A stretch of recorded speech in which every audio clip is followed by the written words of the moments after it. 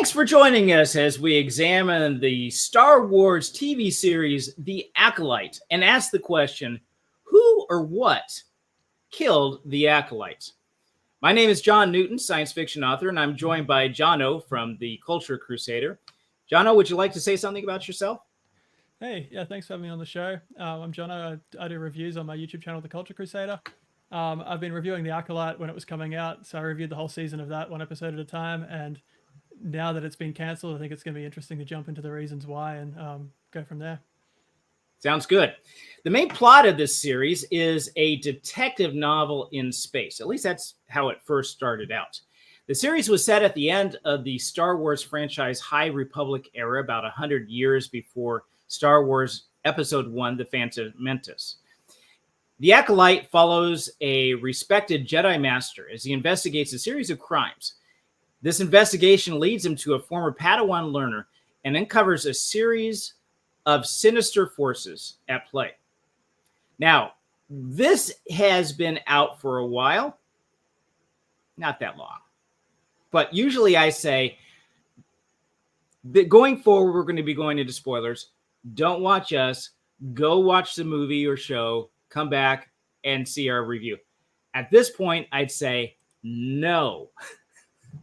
Unless you are really geared for something terrible and have a hazmat suit on or something like that, do not go ahead and see that. That'd be my suggestion. Enter at your own risk. Be willing to waste your own time. But then, so we're going to dive right into it. Look at a post-mortem to see why this failed. Why this series? What happened to this? Was it a who? Was it a what? What really just made it so abysmal? And so before we dive into our analysis, we're going to take a look at a couple of different things. Did they lose money? What happened to the whole, the franchise? What were the stats for that? And what were the stats for the rating? What happened to the money? What did they lose? The budget for the Acolyte was substantial. It was reported as being over $180 million. This is according to the Jedi Temple archives. This placed it in the higher tier of the production cost for Disney Plus series, similar to other major Star Wars and Marvel productions. Given this investment, Disney expected the series to generate significant returns in both through viewership and through potential drive for subscriptions on Disney Plus. However, the financial returns were far below expectations. The series' low viewership numbers meant it did not deliver the anticipated boost in subscriber numbers or sustained engagement on that Disney had hoped for. It did not give the final return, and cancellation would give us an indication on what was happening financially. We don't have any records on what the final returns were, but the guess is that it was deep in the red. In terms of the ratings, this is according to Bounding into Comics and Jedi Temple archives. The ratings for The Acolyte were disappointing across the entire run. The show debuted with approximately 488 million viewing minutes. Now, that's not like viewers. That wasn't the number of viewers that they're just calculating the minutes, which they can do because it's a streaming service. They had that over its first two episodes, averaging about 244 million minutes per episode. And this was the second worst premiere for a Star Wars series on Disney Plus, only surpassing Andor by a small margin. As the season progressed, the viewership numbers continued to decline. Episode 4 through 7 had such poor viewership that they didn't even make it into the Nielsen streaming charts. The finale saw a slight uptick, but even then, it only managed to pull in 335 million viewing minutes. This placed The Acolyte dead last compared to other Star Wars series finales on Disney Plus, with viewership numbers being just a fraction of those seen on The Mandalorian and even Ahsoka. The significant drop in viewership throughout the season suggests the show failed to maintain audience interest and was widely regarded as a commercial failure. Now, Jono, would you say that this pretty much matches up with what you saw? Yeah, it doesn't surprise me at all. I mean, as you said, we don't know for sure whether it lost money at this stage because they're not that transparent with things like that. But I can't see how it couldn't have lost money with such a huge budget and the quality not being remotely reflective of that budget. And it doesn't surprise me at all that the viewership dropped off so much after episode 3, because that was the one that like just disrespected the law, was so incredibly infested with the identity politics. Nothing made sense, and I think that's where most people were like, "All right, I'm done with this show." And so, yeah, I'm not surprised either that the finale was the lowest rated of any Star Wars show. Yeah, that's where I jumped ship. We Yeah, had episode 3. Now, I did do a review yeah, a while back, so you can catch that that episode. I don't remember the date on that, but that was like a month and a half ago, 2 months ago, I believe, that we did that review. But it was that bad to say I'm out of here. So, but you soldiered on and continued watching through the rest of the series, and so we're going to rely on your input largely for this. It for this entire series, you look at this and say, oh, why? Of all the feedback that you got, you looking at viewer responses, I was surprised to see as many like, "Oh, this is the greatest show I've ever seen. It was wonderful." Why do you think that people? I mean, maybe that was some honest opinion, but I find a hard time to believe. Where do you think some of that came from? yeah. Well, as you said, there probably is some people in there who honestly do like the show, and maybe the reasons for that is possibly because of things like ships and stuff like that, where like it focuses on these character relationships between, I don't know, the main character and the main villain, things like that. The type of writing you'd expect from like some bad low tier fanfic, but there is an audience for that. There's an audience for fanfic as well. Yeah. So maybe they liked it, but then there's also the people who I think saw that what they perceived to be the other side politically to them was going after it and really didn't like it, and so they thought, I have to defend this thing because the other side hates it, so I have to make it my whole personality that I love it, and I'm constantly praising it, and I can't see any fault in it. And I guess there's that. The third thing I think is that also the access media, they get the unofficially, the reason that they're allowed to get advanced screenings and all of that to be able to write their reviews is basically because they go so easy on the shows that they're reviewing. And so if they come out and start being honest about it and say how terrible it is, they're probably not going to get invited back to review the next Star Wars show in advance, and so they'll lose their access. And I guess it's a trade up. You either have access to it or you have credibility. You can't have both in this case, or well, you rarely have both, I guess. Yeah. But you could say that for access media to have that, they don't want to get blacklisted, so to speak. Yeah. You could say that for any movie, that they would say, well, we wouldn't give any poor ratings. Why would they soft pedal something from Star Wars?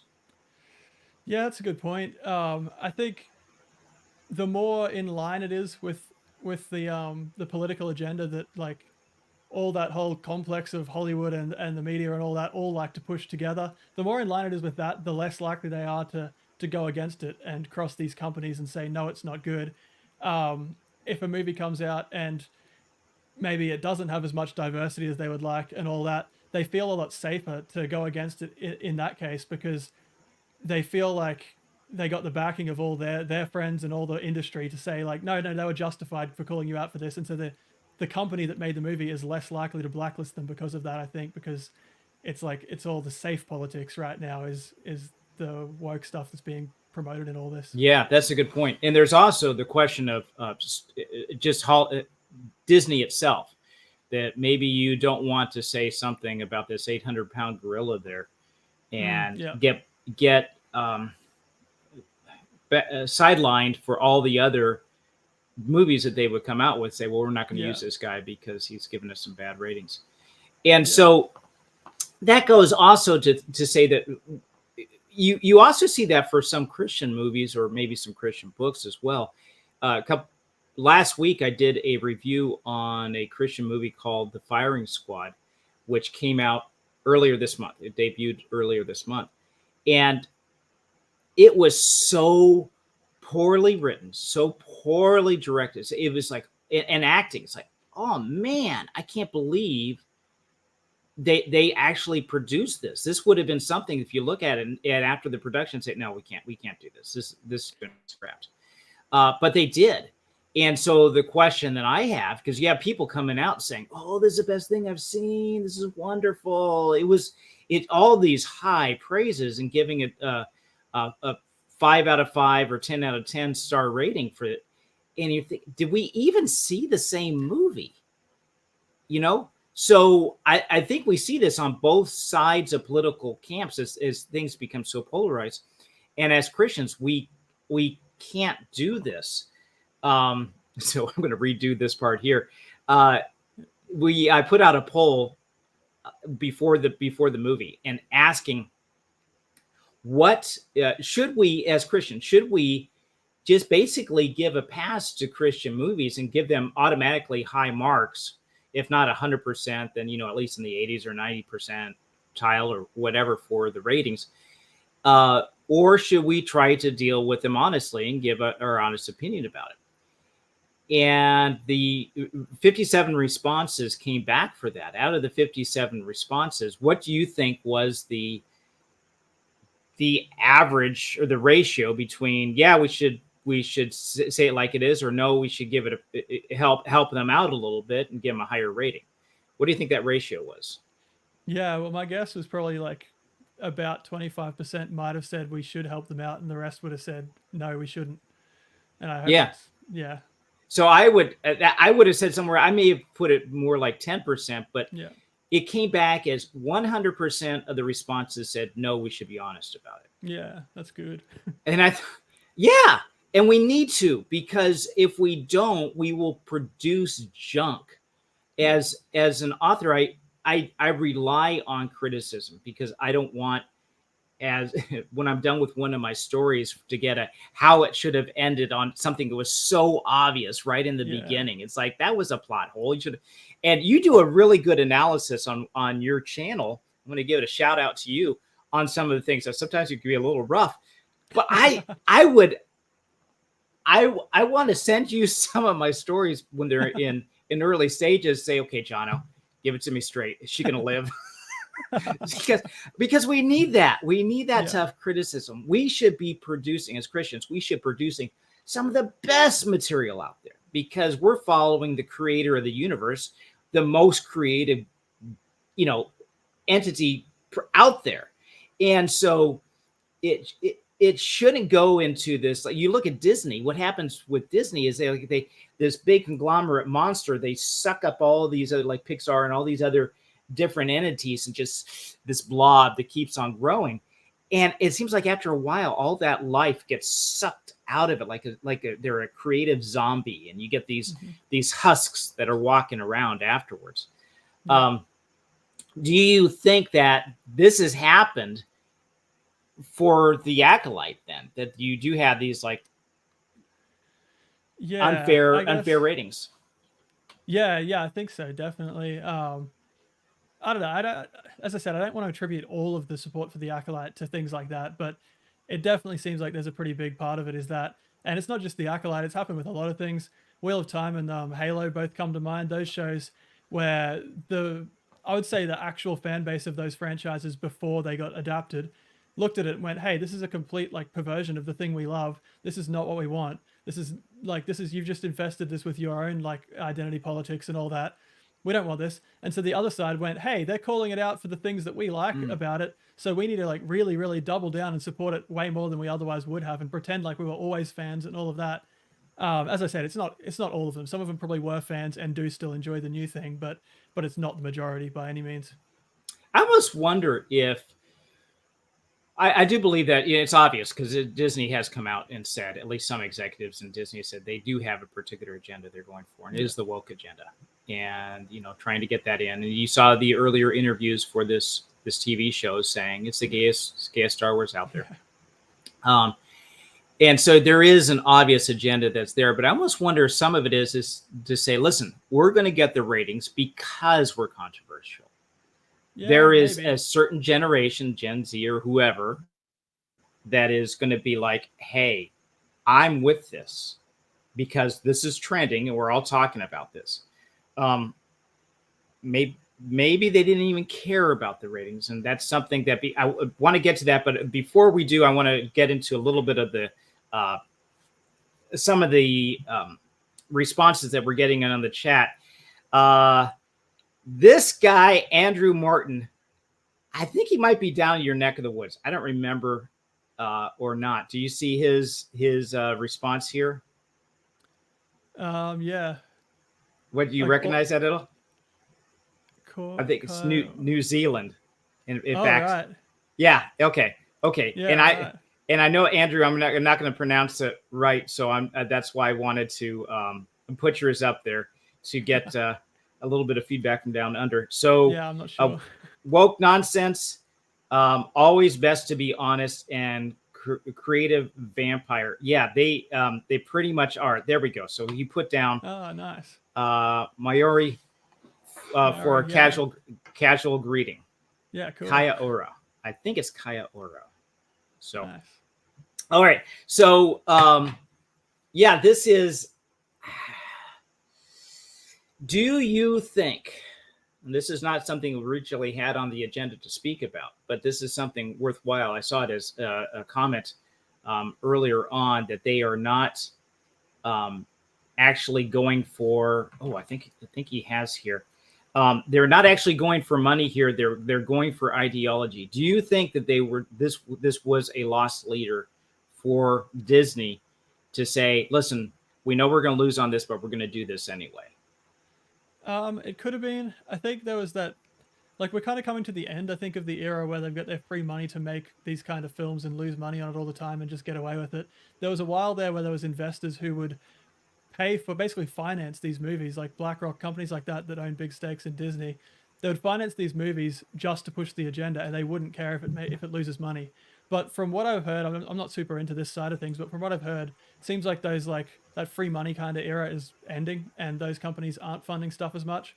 So it wouldn't surprise me if Acolyte started to be made in a time when that was a thing, and I guess the pendulum sort of started swinging back, and it just took that long for the show to come out, and they've kind of misjudged, and now they've come out in an era where it's less popular than it otherwise would have been to do that, I guess, I think is what's going on there. Interesting. Do you actually have some articles or something that would back that up to say that they were having this level of funding just for the ideology? Not off the top of my head, no. I mean, I've heard a lot of people talking about it. I would have to actually dig in and really try to do my own research to find out, but I've heard a lot of talk about that BlackRock company, and like I remember seeing an interview with their CEO or something just talking about basically we need to essentially program people to think a certain way and all that. And I think this is just one of their many tactics for trying to do that. But I do think they're backing off as well from what I've heard. But I'm really not an expert on this side of things at all. Okay. Yeah, that's interesting. I don't know if you would actually need to have that as much, because I think there's enough momentum coming out of universities, colleges, with this type of ideology that's being pushed, that you have people in the industry that there's a left-right dichotomy that tends to draw creatives. Creative personalities tend to be more left-leaning than right-leaning, and because of that, they end up buttressing this fortress. Yeah. As an author, I ran into this a while back trying to get a literary agent for my books. And they are basically, literary agents are gatekeepers to some of the larger presses out there. There's what they call the big five presses. They're a conglomerate. They own basically, I don't know how much percentage of, you have the big five and they have smaller presses. But in order to get published by them, you have to be represented by a literary agent. And so you're not pitching your story to the big presses, you're pitching it to the literary agents. And the agents they'll say, well, what I'm looking for is this. And it's almost like they get up in a certain morning and say, you know what? I had a good night's sleep. I feel like reading this. And they would say that. I know that's probably more as they see the pulse of the industry and everything. But what they were mostly looking for was strong female protagonists and diverse characters. They would say this. This was a mantra that was being used by most of the literary agents out there. And these are the gatekeepers. You can't go, you shall not pass unless you have this. So in the very beginning, before all this trickles down before you get to movies, way back early in the writing stages, you will not have these hit the presses, the big presses, unless you have the basically almost like the mark of the beast to be able to pass to say, I have these things. Mm-hmm. And so you see this happening eventually with these movies and stuff where it trickles down like this. So there's that sort of influence too. So what do you believe killed the Acolytes? Yeah, I guess there's a number of things. I genuinely do think probably just the terrible writing would be my biggest complaint, even above the political agenda, because there's a lot you can say about the political agenda that this show pushes. But I did a review of every episode, and I barely had to even mention that because the writing was so bad that I could just hit the writing, and I could basically, like, I don't want to be like blowing my own trumpet here, but like I felt like I was just tearing it apart and destroying almost every single line with just how bad the writing was. I didn't need to, but I also didn't really have time in my videos to jump on the whole political thing as well. It's definitely there, but I think the writing is the worst part of the show. There's a couple of other things also though, is the morality that this show promotes is straight up anti-morality. Like this is beyond just like a political viewpoint. This is like the heroes just murder multiple Jedi throughout the show and get away with it, and it's played off as though it's this empowering great thing that they're doing. And the Jedi, by the way, did nothing wrong. The show thinks they did, but the show's inverted morality is the reason why it thinks they did. So there's that. And then there's also, it's really, really disrespectful to the lore, like to Star Wars. Actual Star Wars fans who've been invested in this for so long have had so many things just thrown in their face, like, oh, you thought this was the case? Well, no, now this character's alive, 100 years before he should have been or whatever. Just all this random stuff like that. Yeah. Yeah. So it's a big combination of things. Yeah. Okay. So you mentioned several things there. Disrespecting the previous established canon. Yeah. Okay. That was one. You do have the woke ideology that was in there that would be offensive to a lot of viewers. Yeah. But even then, above all that, probably the strongest reason was the poor story writing. Am I encapsulating this correctly? Yeah. I think so. Yeah. One thing I didn't hear you say in all that was toxic fandom. Yeah. Well, I mean, if by that you mean the people supporting the Acolyte, then maybe, because they're the ones that are attacking us. Like, I guess as far as I've been able to see from all, like, I watch a lot of the big channels that review this stuff. I try not to watch them until I've scripted my own reviews because I don't want to be influenced. But right. I've really not seen people attacking the people involved in these shows very much, or even like, I don't see people really going after the fans of the Acolyte, like, personally. But from the other side, I've seen that like endlessly, is just attacking us, saying, oh, Star Wars fans are just, racist, sexist, toxic, man babies, all this stuff. And I don't think it's a very accurate thing. And I don't know, it really doesn't strike me as being an actual valid reason for why the show failed. But even if it is, if fans who don't like the show have enough influence to kill a show like this, where if we're a big enough proportion of the audience that us taking away our viewership kills the show, then are we not the audience for this show? Like, that is, make us the target audience? Yeah, that's a good point. That's excellent. I think you really hit the nail on the head. If it was just a small minority that's not following, okay, you can't please everybody, right? Yeah. There's no way that you're going to be able to write something. You're going to always have a critic, always have a detractor. But if that is, for one thing, a good percentage of your audience and the traditional, what has been your audience for a long time, then that's... And by their own admission too, Kathleen Kennedy recently just outright said that the Star Wars fan base is predominantly straight males, and yet they're not making any attempt to appeal to us. So I guess they know what their audience is, and they're still not going for it. So obviously it's going to fail. Wait a minute. I thought the future of Star Wars, the future of the Force was female. Yeah. Yeah, well, she did wear that shirt a while ago. Yeah. Yeah, and they definitely did try it in this movie, right? Mm-hmm, I mean, it was beyond egalitarian. It was leaning heavily towards the feminine. Yeah. And so I was a Star Wars fan way back when it first came out in 1977. I'm going to date myself here. I was 10 years old when it came out, and I ate it up, man. I don't know how many times I saw it in the theater. I think it was 7 times, if I remember correctly. Oh, wow. 7 times, and we snuck in. My brother and I snuck in a couple of times. It's like, we're going to get see this one, and we stayed, for a couple of showings. So we got away with some of them. We had memorized the dialogue. At one point, I snuck a pillow in, and I had one of those old tape recorders, with the style there that you press the buttons on it, stuff like that. An old tape recorder, and snuck that in a pillow. I had a pillow and snuck it in, and they looked at me kind of weird when I was getting my tickets and stuff like that. And I pointed to my younger brother, and said, well, he's short. He needs to sit up on the seat. My brother looked at me, glared, said, I hate you. So we went in there and watched it. I had it, and then we memorized the dialogue based on that. I was a big fan, man. We had some of the toys. I wish I still had them, not run removed from boxes and stuff. So I would have been marked maybe as one of those original fans. Yeah. But would you say that most of the people bailing out of this were some of the original fans, fan base? I think so. I think that even before the show came out, when we saw what they were saying about it at Star Wars Celebration the year before, I think a lot of fans were already, like, the warning signs were already there. And we were like, we're not expecting this to be good. I think a lot of people were still like, I'm going to watch it and see at least the first few episodes. But we had the woman who plays Mother Anastasia saying that she plays basically something like a woman of power and Star Wars has always been very patriarchal. It's like, no, it hasn't. The Rebel Alliance was led by Princess Leia and Mon Mothma, 2 women. Like, it's not been patriarchal.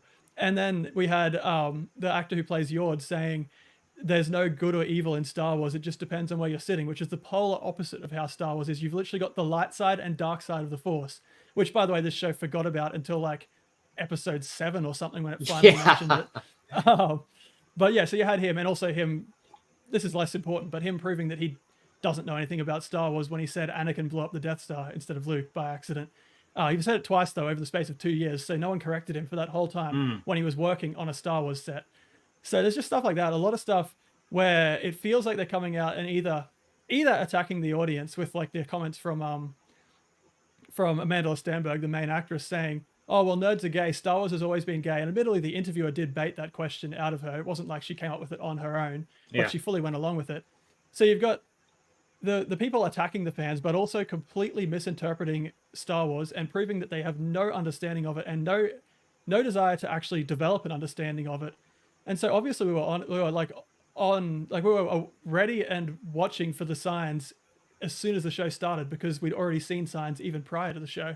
And it just got worse from there. I mean, all the signs that we saw in advance proved to be true, and everything we thought was, it was correct, basically. Right. Yeah, so I got some responses from viewers here. Yep. We have, let's see, Thomas Hall said, my best Peanuts impression. I'm too late. So this is a response to, do you have the DIE on your forehead and hand? So I think this is saying, as far as trying to get the mark of the beast, so to speak, to enter in, to get your material out there. And this is kind of, it's really sad, because it seems like there are so many, when you go to watch a movie, and maybe you're actually going to theater, which are practically empty now anyway. When you see the previews, I went to see a movie, I think it was Twisters, when doing the review on that. There were 13 previews before we started watching the movie. 10 of those previews were either reboots, sequels, or prequels. So not new material. There's very little new material out there. And say, why is that? Well, they're going by what's safe, obviously, by keeping to older stuff. And here, there is so much material out there. There is an incredible amount. We just have these gatekeepers keeping things away to say, don't do it. And then is Gould, Davos said, I'm late, but I made it to the stream. And Thomas, I think the problem we have in part is that we have few writers that know how to write a good story. It seems to be all written like a video game, where the visual action is all that matters. No coherent plot. What would you say? Would you agree with that? Disagree? I think so. I would also say the Acolyte's visual action isn't very good either, but they definitely tried to like make it like flashy with all their lightsabers in the forest and all that. But yeah, I feel like they have general ideas of certain scenes and interactions they want to happen, and they really don't care how they get there. It's just dot points basically. It's we need our characters to be here for this to happen. So how do they get there? Oh, they just teleport from Coruscant to the outer rim in the space of like just an instant. Things like that. There's like all kinds of things where this character just completely changes motivation out of nowhere and does something totally out of character just because we need them to for the plot. So they're definitely not putting a good like emphasis on properly justifying things in the story, I think. So I think I would agree with that. They have their ideas, whether it is visual storytelling, which it sometimes is, or whether it's we want to make these characters into like a shippable couple that the internet will love, and so we're going to make Osha fall in love with a Sith Lord who just murdered her friend the day before and tried to kill her. Things like that. Like, yeah. Yeah. Yeah, not a whole lot. I think this is partly a result. We were talking about getting people that because you're in a certain camp, one or the other, that you automatically get the praise or the accolades for the Acolyte right off the bat. Where if you do have honest criticism, you're going to produce better material. Yeah. And somebody needs to stand up within Disney's ranks itself and tell them, look, the Emperor has no clothes, or the mouse has no clothes. And we had taken a poll a while back when we did our first one to say, has Disney ruined the Star Wars franchise? Yes or no? Why and why not? And we got a lot of good responses, but you can see, I was kind of surprised this wasn't more overwhelming that they have. Maybe some of the no's there were, and I didn't see the answers for the reasons for the no's. I wish they would have put their answers in there. Maybe a couple of trolls, or maybe people saying, listen, it was already not good material before you got started, so that you didn't have that. But we have see a couple others here. Andrew is saying, don't save money, don't go to movies, and then don't buy woke streaming services. And I cringe in saying that I have to because of some of the reviews that I do. There's no other way for me to be able to do it, but I would agree with you 100%, especially on some stuff that Netflix and others have put out there to say, don't support these guys. Yeah. I also think in a lot of cases, reviewers like us or like the bigger channels that do it, people say, don't support it, don't watch it. But those reviewers, if it's a bad show like The Acolyte, those reviewers will have turned far more people off the show than them watching it, supported it. And I think it's definitely worthwhile for people to really call out this stuff and have a place where people who aren't sure if they want to watch it can go and be like, hey, like, is this worth watching? Oh, look, like either they see like some show that they didn't expect to be good, and then all the reviewers they respect are saying it's great. You're like, okay, I'll go give it a shot. Or vice versa, if they're like, I like Star Wars, should I watch The Acolyte? And they find out, it hates you. This show hates you. If you're a white man or whatever, this show very clearly hates your kind of person. So obviously you're not going to want to watch it.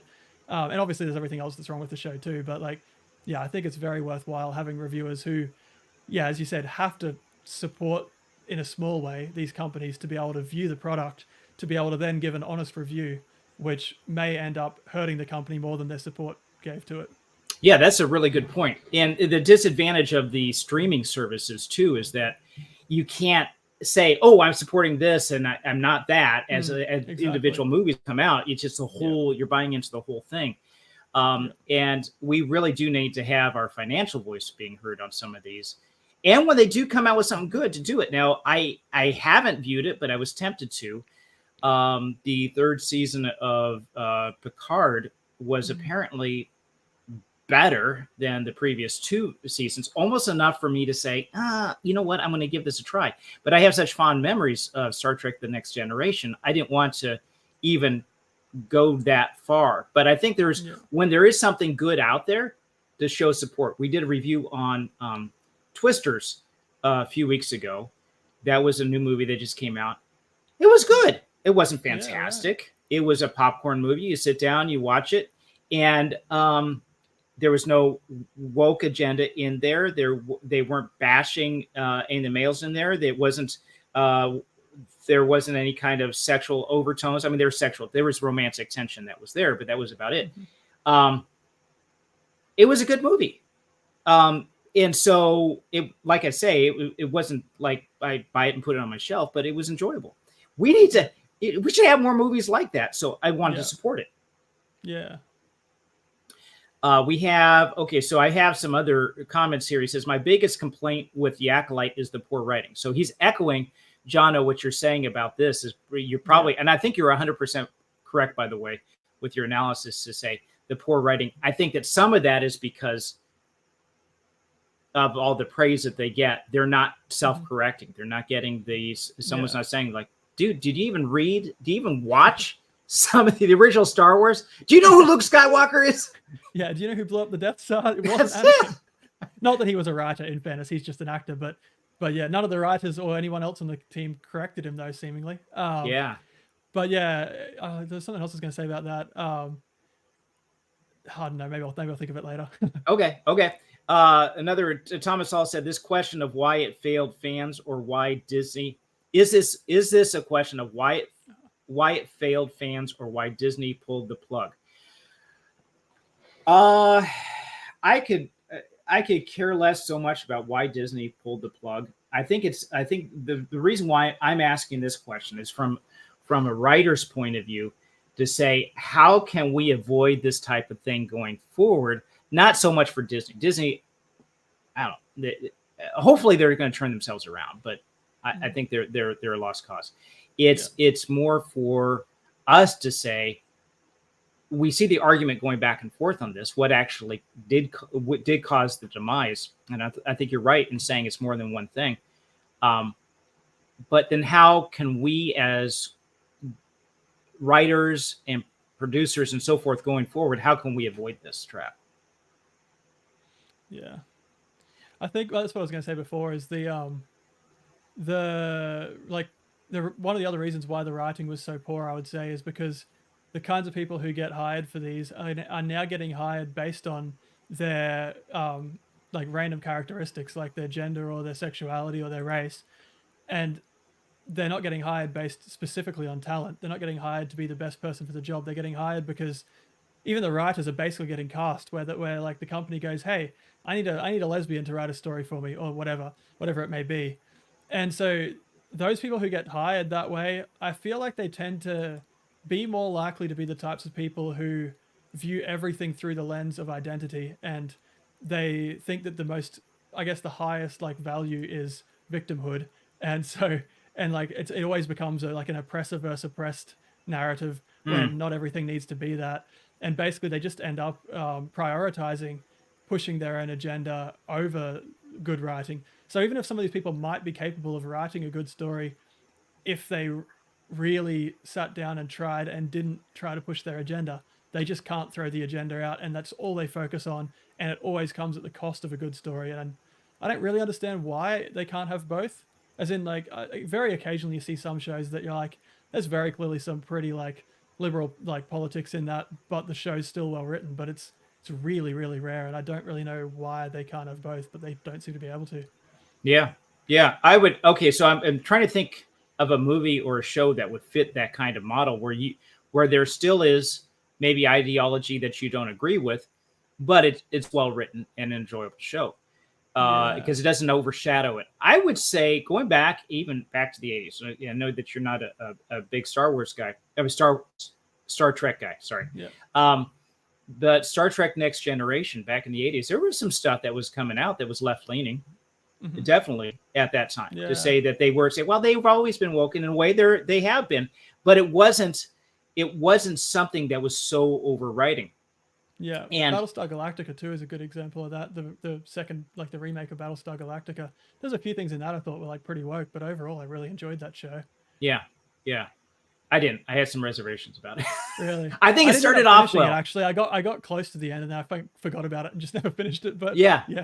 I think it kind of there were some good premises in there, but I was a kid, junior high when the first Battlestar Galactica. This is back in the Stone Ages, right? You know, I've never seen the first before your grandfather was born. So that was there. But so this is a lesson learned. One of the questions that the guys in the chat had asked is why are we going over this? Because we don't want to do this in our own writing. We don't want to have this happen.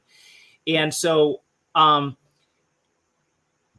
Can we Christian ideology? We don't want Christian ideology to ruin the story. Now, I think that's the most important message to get out there is Jesus and the cross, the salvation message, everything like that is the most important message to get out there. But you cannot deliver a story without overwriting and killing it. Mm-hmm. Even Jesus didn't do that when he was teaching parables. He had so much he could say, but he delivered this in a way that people could accept and receive. This new short story I have, I'm going to put the cover art on the screen for the short story. This new one coming out this weekend. Be prepared. It's a little bit of a shocking cover art. So this is it right there in your face. It's got this big eye, cohesion lost. But this short story that's coming out, I don't even know if you could necessarily say it's a Christian short story. It's a science fiction short story. There's very little aspect that's in here that's Christian. It's just the story being told. Now it's clean. I believe it's a good story. But there's very little he mentions God, he mentions a couple of things about maybe praying or something like that in there. But that's it. There's nothing really else in there. You might not even look at that and say that's not it may not be a Christian story. Look at Lord of the Rings. Would you say that is a Christian movie, a Christian story? I'm not sure how familiar you are with I've watched the movies. I haven't read the books, but okay. I mean, I would say it's not. The story doesn't reference Jesus as far as I know. It doesn't it's not directly Christian. No, I'd say it shares a lot of probably similar values, but that's probably the main overlap there. There's maybe some things that were probably inspired by Christian imagery, things like that. Yep. But it's definitely not like an outright just Christian in your face story, like beating you over the head with the Bible type thing. No, not at all. And but that was very popular, and it was a good story that was there. If you get into the Silmarillion and some of the backstory that how that Middle Earth and the creation process and everything like that happens, where the origin of the dwarves and elves and who Gandalf is, who he really is, then you get more of a picture of what's the Christian influence behind the scenes. Yeah. I don't know if you know or not, but you're familiar with C.S. Lewis? Yeah. Okay. J.R. Tolkien and C.S. Lewis were friends, and they were okay. So there's that whole background there. Okay, so some of the trying to get back to what we're really talking about. Thomas Hall said the question is why fans. Yes, I'm pulling the plug. Sorry, there was another question he had here. If it were just money for Disney, they would have changed course after Rise of Skywalker, and this is something that you and I, Jono, had brought up earlier to say what their motivation was for this. I think there was a general conclusion that say money does not look like it's their primary motivation here. Yeah. Would you say that that's probably true? I would say so. I mean, at some point it's going to have to become their primary motivation, but they've just been kicking the can down the road again and again. All their investor meetings, they're always making promises.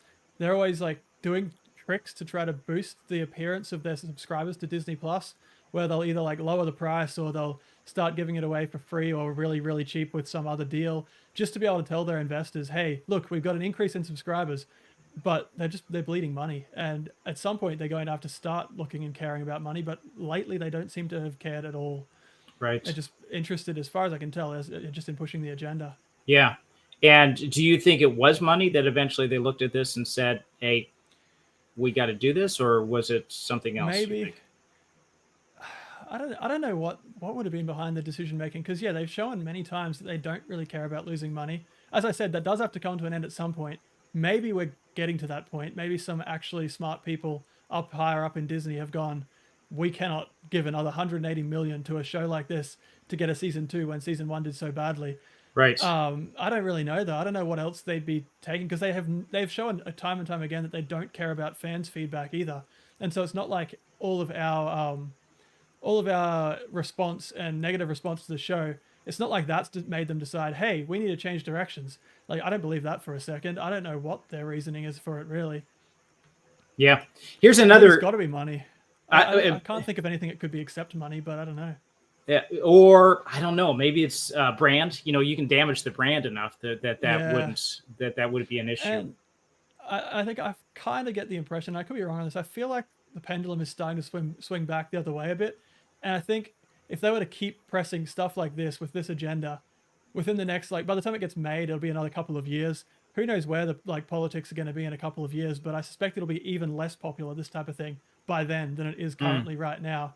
And you're already seeing things like this where movies and shows that got made maybe 2 to 4 years ago when this was a lot more popular are coming out now and getting absolutely destroyed for it, whereas back then it would have been acceptable, or acceptable to enough people that you could believe that it was being received well. So I think they may have kind of slowly realized this is doing worse and worse for us and we need to dial it back. I don't know.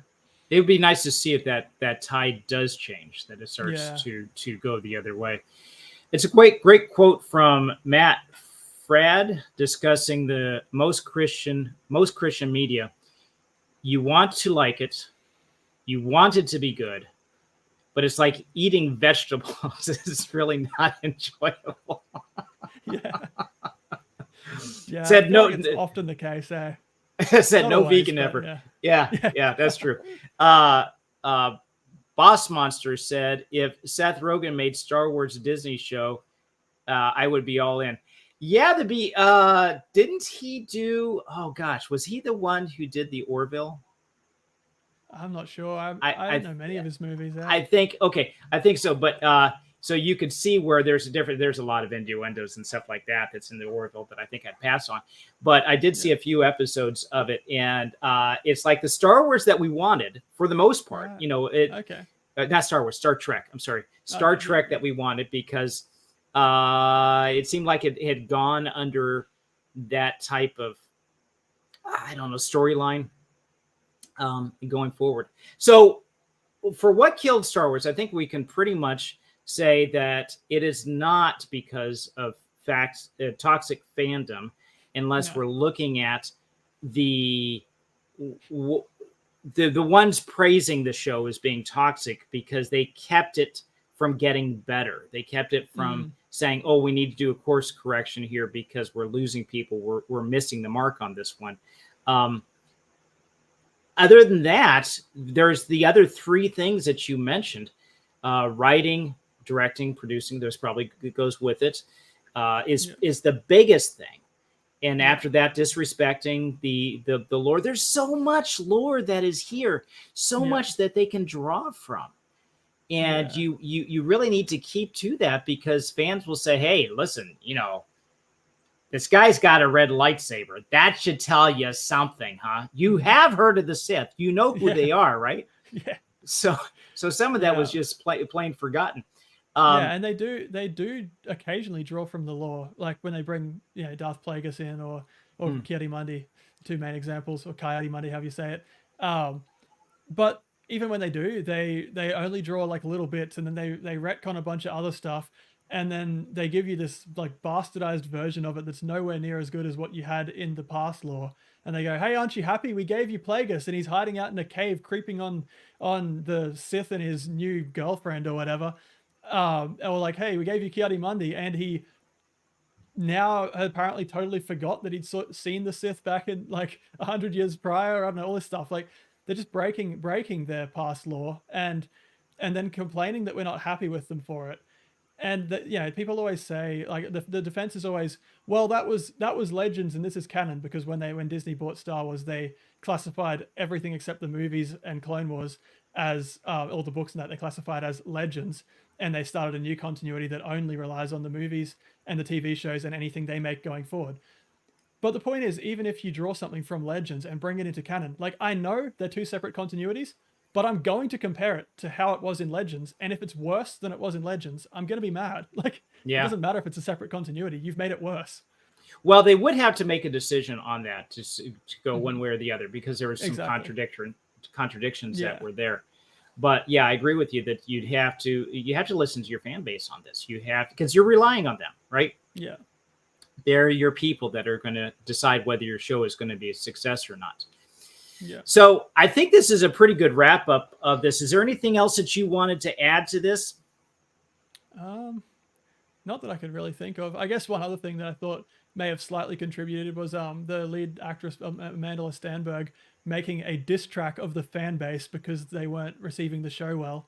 So like again, just stop attacking the fans and maybe they'll treat your show a bit better. But also the show didn't really deserve to be treated better anyway. So that seems to be a common theme with some of these lead actresses that they do yeah, this. they This keep just doing happened it. with Yeah. Snow White. She Yeah. came out and did some more thing. I think she had some really, she really came down on like pro-Palestinian and anti. Oh, that's right. Is, Yeah. and who is now the actress that's working with her on this project? Golda Cotton. She's Yeah. Israeli. So Yeah. it's like, okay, That's all got to be a right. tense set. Hey, Yeah. tense movie set. Oh my gosh. Well, I guess the Wicked Witch would hate her, right? Because that's you got that tension there. Do you have anything that is coming up? Any current projects that you want to share? Yeah, I'm working on a couple of videos. Hopefully I end up actually doing them. I'm planning to do a review of a couple of the recent Rippaverse comics, which is like an independent superhero comic universe that's been coming up over the last couple of years. So I'm hoping to do a review of each of the last two that came out. After that, I'm not too sure what I'll be doing. I did a review of House of the Dragon. It didn't do well. It was the worst performing video I've ever done. It got 28 views. Wow. Wow. So I don't know what the deal was with that. I think it's just maybe my followers hadn't really watched that show. But yeah, other than that, I'll probably figure out what's coming next. I'm sure there'll be some kind of new Marvel or Star Wars show coming out soon enough that I can review and have fun laughing at like I did with the Acolyte. Yes, more of a comedy, right? Yeah. How can people find you? Just the Culture Crusader on YouTube. That's pretty much the only place that I'm really active. But yeah. Okay, and I believe I have the link for that in the comments, or not the comments, in the description for this video. I have a couple coming up, and I do want to ask you guys. I have a poll out on the community chat. There's a question: is which one of these thumbnails is best for this Sunday's launch of Cohesion Lost? You've got A, B, or C. And the disadvantage of putting it out on the poll is it made it so small that you really couldn't do any reading of it. You usually can't read a whole lot on the on thumbnails anyway, because they tend to be small. So if you have a chance to check out that poll, put your 2 cents in there and see what you have to say. We also have coming up next Tuesday, we're going to be looking at another Christian film, Cabrini. Angel Studios has been pretty good about putting out movies or series that have pretty high quality. And so they're not like the recent movie that I had seen, The Firing Squad, which is poor quality. But I'm going to reserve it. I'm going to give it an honest review. Is this worth it? And this is now out on DVD, and it's on their streaming service if you want to catch it. And the question that's asked is, what is your legacy? This is based on a true story. And looking forward to both of those. And take one last look at the comments. Okay, we have Adavo said the first one is the A is his vote to do. I think I agree with him. Would you say that? Okay, so I think so, yeah. Okay, I appreciate that. Coming from a professional here who makes his own thumbnails. Star Wars Skeleton Crew is coming out in December. Star Wars Skeleton. Yeah, Have you heard anything about that? I think it's the pirate one, like the space pirate show. I think the trailer came out recently. I haven't watched it yet. People have been, maybe it's the one, if it's the one I'm thinking of, people have been saying it's a bit more targeted towards kids. So like, I don't know if I'll review it so like as seriously as the Acolyte, I guess, but I still think kids media can be good too, and you don't have to have a lower expectation for kids media. So I probably will review that when it comes out. I just don't know too much about it at this stage. Would you say the Clone Wars was because it's animated was more of a kids media, or? Yeah, it was definitely more targeted towards kids, but there is a fair few pretty like serious story arcs in it too. Like it kind of gets a fair bit darker as it goes along. I guess it's still very simple in its storytelling, where like if it was targeted towards adults, I would have liked to have seen a lot maybe deeper and more complex plots in a lot of situations where they just went the simple way. But yeah, kids could probably pretty easily enjoy it and understand it. Yeah. Okay.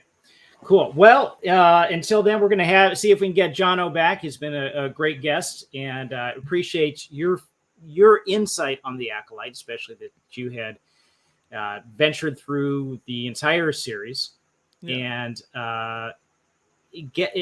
analyze each one. So it's been refreshing and good to hear from you. And I think I would agree with your opinion on this. These are the reasons why it had failed, and we should avoid those as writers going forward.